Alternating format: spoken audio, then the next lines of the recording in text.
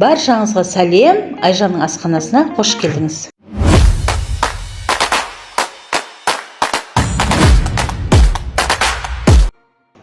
Балаларымыздың сүйіп жейтін блинайын дайындайтын боламыз.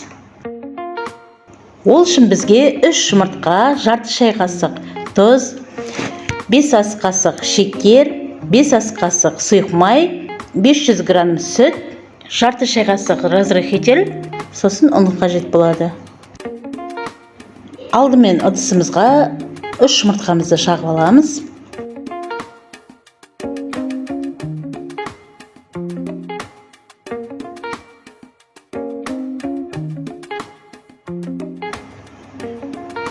Шекер, тұз, сұйық май және сүтімізді құямыз. Сөйтіп жақсылап араластырамыз.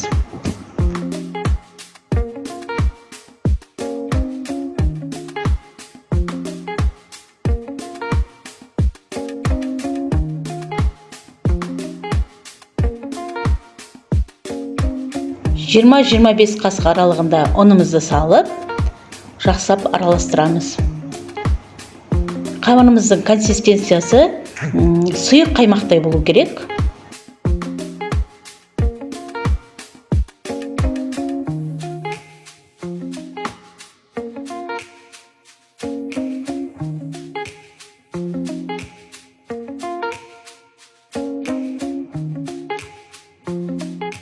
Енді қайнаған суымызды құямыз да араластырамыз. 150 граммда қайнаған су болу керек.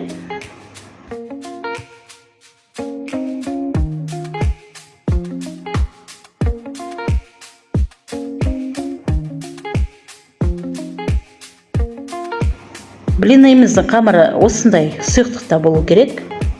Енді қызып тұрған табамызға құямыз.